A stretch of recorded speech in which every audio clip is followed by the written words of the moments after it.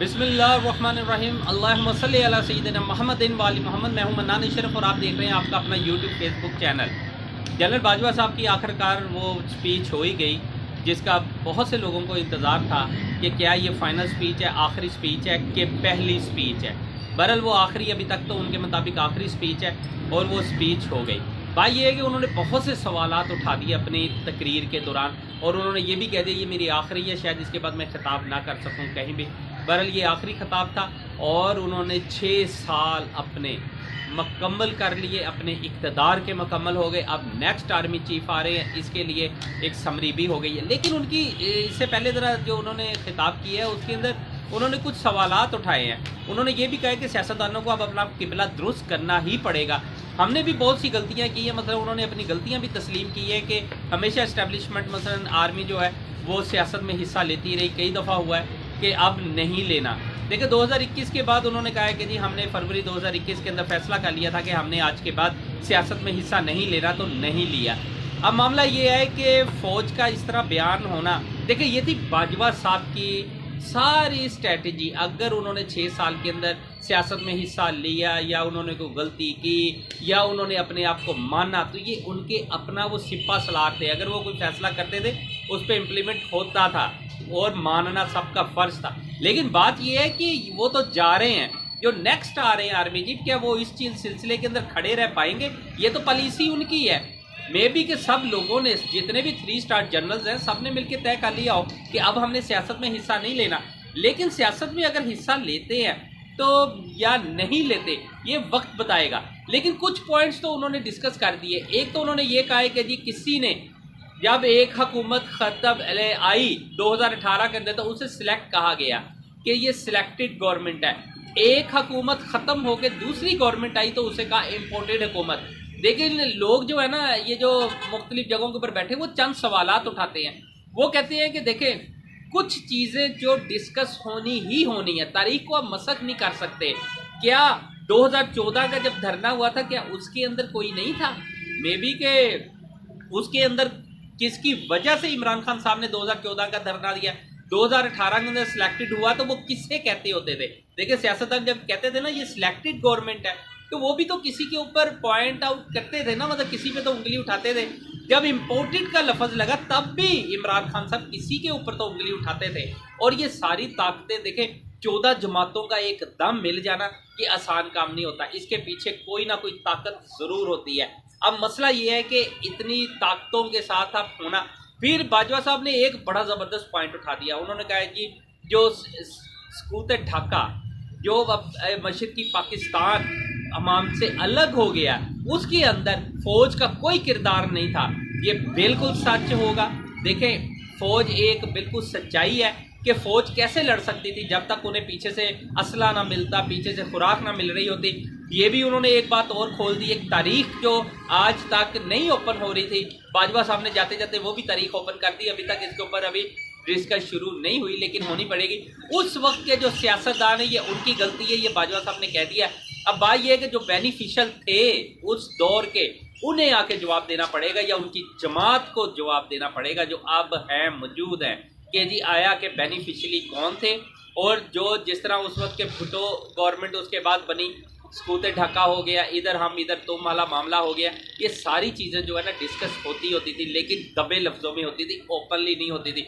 सब लोगों को ये कहा जाता था, एक बयानिया था कि जी ये फ़ौज ने अपने यानी कि एक वो असला जो है वो फेंक दिया था, लिहाजा उन्होंने सरेंडर कर दिया, जिसकी वजह से हम जंग हार गए। लेकिन जंग के असल लबाब, असल सबब क्या थे, ये अब ओपन होना शुरू हो गए। एक नई डिबेट दे गए बाजवा साहब जाते जाते।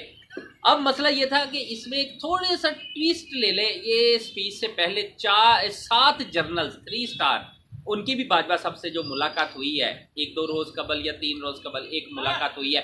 ये स्टोरी जब बाजवा साहब के हवाले से एक स्टोरी छपी थी, ये उसके बाद की मुलाकात है।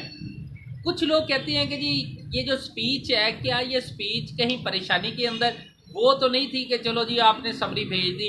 अगर देखिए समरी इतना लेट जाने, इतना कंट्रोवर्शियल एक सिस्टम को बना दिया जाना, इतनी बहस मुबाहिसा होना, उसके अंदर ऐसा कौन सा मामला था जो डिस्कस नहीं हो पा रहा था और एंड के ऊपर हुआ? बात यह है कि तमाम तर मामलात को उस टाइम डिस्कस किया जाता है जब उनके ऊपर कोई आवाज़ उठना शुरू होती है। बाजवा साहब को जाके 3 स्टार जनरल्स ने हौसला दिया, हिम्मत दी। उन्होंने कहा जी अगर सियासतदान आपको ब्लैकमेल कर रहे हैं या तंग करने की कोशिश कर रहे हैं, हम आपके साथ खड़े हैं। लेकिन उस मुलाकात के अंदर ना जनरल जो जराए हमें बता रहे हैं, देखिए उसमें ना जनरल आसम साहब मौजूद थे और ना ही जनरल आमिर साहब मौजूद थे, बाकी तकरीबन थे और 2 मजीद बाहर से भी, मतलब के अंदर से कुछ और से 3 स्टार जनरल्स भी थे। लेकिन उन्होंने जाके जब ये सारे मामला को डिस्कस किया है, अब सारी सिचुएशन एक स्टेज के ऊपर आ जाती है और आके खड़ी हो जाती है। बात ये है कि ये सारे मामला को आप किस तरह इन फ्यूचर देखिए। इस टाइम के ऊपर आपने समरी भेजी, बहरहाल वो समरी चले गई, वज़ीर-ए-आज़म हाउस की तरफ से समरी जो है आगे फॉरवर्ड भी हो गई, जिसके अंदर जनरल जो आसम मुनीर साहब है उन्हें आर्मी चीफ बनाया जा रहा है और जनरल शाहिद शमशाद साहब उन्हें चीफ जॉइंट स्टाफ कमेटी बनाया जा रहा है। चेयरमैन जो स्टाफ कमेटी है उन्हें वो नामजद किया जा रहा है। अब ये समरी जो है सदर पाकिस्तान की है, शायद जब तक आप देखेंगे सदर पाकिस्तान तक पहुंच जाएगी।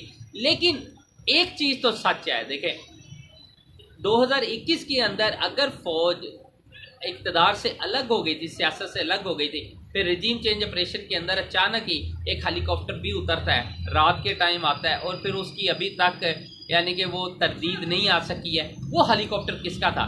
बहरहाल वो नाम तो आ गए थे और बताया था, किसी ने किसी से सवाल किया था कि जी ये हेलीकॉप्टर किसका है, तो उन्होंने कहा था ये चीफ का हेलीकॉप्टर है। तो उन्होंने कहा था इसका मतलब है कि इमरान खान साहब, उन्होंने कहा नॉट, इमरान खान साहब चीफ नहीं, चीफ हमारे एक ही है। लिहाजा वो हेलीकॉप्टर उतरा था, ये भी एक सच्चाई है। ये भी सच्चाई है कि नवाज शरीफ साहब उतरे, ये भी एक सच्चाई है कि गवर्नमेंट का रजीम चेंज जो अब मौजूदा गवर्नमेंट रजीम चेंज ऑपरेशन, ये भी एक सच्चाई है कि पाकिस्तान बहुत बुरी तरह बैकफुट पे चला गया और पाकिस्तान को मुआशी तौर पे बहुत बड़े नुकसानात से दो चार होना पड़ा। ये भी सच्चाई है कि बाजवा साहब ने अपनी तकरीर में इस बात को मान भी लिया कि वाकई ये मामलात हुए हैं। अब मकसद ये है कि इतने सारे हालात जब ख़राब होना शुरू हो जाए तो फिर ये कौन है ऐसे बंदे, कोई तो है जिन्होंने इतने ज़्यादा डिस्टर्बेंस पैदा की। बहरहाल ये है कि बाजवा साहब एंड पे या तो फिर दिल छोड़ गए और या फिर अब उन्हें पता चल गया कि मैं तो अब जा ही रहा हूँ, मैंने फैसला कर लिया, तो लिहाजा मैंने इनका किसी किस्म की कोई साथ या कोई ऐसी चीज़ नहीं देनी, अपनी अपनी लड़ाई लड़े, ठीक है, भाड़ में जाते हैं। जो भी से आर्मी चीफ बने, जो चीफ स्टाफ कमेटी बने, चेयरमैन स्टाफ कमेटी बने, लिहाजा ये मामला अब सियासतदानों के ऊपर है। अब बात यह है कि शहबाज शरीफ साहब ने जो समरी अब सदर को देनी है, सदर ने आगे से रोकनी है और मशावरत करनी है। इमरान खान साहब ने भी उसके अगेंस्ट एक बड़ा ज़बरदस्त बयान दे दिया। उन्होंने कहा कि अब बॉल हमारी कोर्ट में आएगी और हम फैसला करेंगे कि कहाँ खेलना है, कैसे खेलना है, किस तरीके से खेलना, आइन में रहते हुए हम किस तरह खेल सकते हैं। उधर ही दूसरी तरफ गवर्नमेंट ने प्लान बी पे भी अमल शुरू कर दिया। मैं आपको कई ब्लॉग्स में बता चुका हूँ कि आर्मी एक्ट के ऊपर काम हो रहा था और वही बी प्लान है कि आर्मी एक्ट के ऊपर फ़ौरन अमल दरामद होगा, बाकायदा इजलास बुलाया जाएगा, उसके बाद ये सेनेटर्स का बुलाया जाएगा इजलास और उसके बाद मुश्तरका इजलास के अंदर फ़ौरन प्लान बी के अमल दरामद होगा। शहबाज शरीफ साहब तुर्की जाएंगे, सिर्फ एक दिन वहाँ रहेंगे, उससे फौरी बाद वापस आएंगे और इस मामले को फाइनली स्टेज के ऊपर पहुँचाया जाएगा, फ़ौरन प्लान बी पे अमल होगा, क्योंकि सबको पता है ये समरी जाके सदर के पास रुकनी है। इसी दौरान अगर कल आज शाम, कल या परसों तक अगर इमरान खान साहब सुप्रीम कोर्ट से रब्ता कर लेते हैं और इस मामले को अदालत में ले जाते हैं, तो देखना ये है कि जो शहबाज शरीफ साहब, देखें 14 जमातों का एक अलहाक है, अब जो आर्मी चीफ बन रहे हैं 14 जमातों के इत्तेहाद की वजह से बन रहे हैं। जब इन्होंने 6 मार दिया है, लेकिन क्या ये 6 जो है अब ये छिक्का होता है या पकड़ा जाता है? देखिए ये वो गेम अब हो गई है कि जो 92 के वर्ल्ड कप के अंदर थी कि फाइनल के ऊपर कोई नहीं कह सकता था कि बरतानिया से, इंग्लैंड से मतलब कि पाकिस्तान जीत सकती है फाइनल, लेकिन अल्लाह का करना ऐसा हुआ कि पाकिस्तान फाइनल जीत गई। अब देखना यह है कि इमरान खान का 14 जमातों के साथ जो मैच पड़ा है, क्या उसमें इमरान खान साहब हारते हैं या PDM की जो 14 जमातें हैं वो हारती हैं। बड़े ज़बरदस्त तरीके से इसके ऊपर खेला जा रहा है। अब देखना है, बहुत जल्दी ये चीज़ें जो है मंजर आम के ऊपर आ जाएंगी, लेकिन जो सवालात उठ रहे हैं बहुत ज़बरदस्त तरीके से उठ रहे हैं। क्या ये नगारा है? चलते चलते ये ज़रूर आपसे एक है कि जो आवाम पूछ रही है, क्या ये फतह का नगारा था या कुछ और है?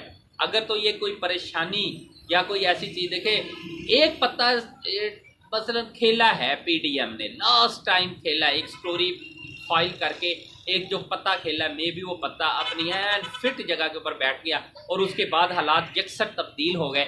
अब जो लोग इस गेम को समझते हैं वो समझ जाएंगे कि वो पत्ता पीडीएम ने कौन सा खेला है। मैंने आपको बातों में बता दिया है, समझने वालों के लिए शारे बहुत है। मजीद कोई अपडेट आती है इंशाल्लाह ताला आपसे ज़रूर शेयर करता हूँ। मन्नान नशीर को इजाज़त दीजिए, अपना मेरे चैनल का बहुत ख्याल रखिएगा। अल्लाह हाफ़िज़।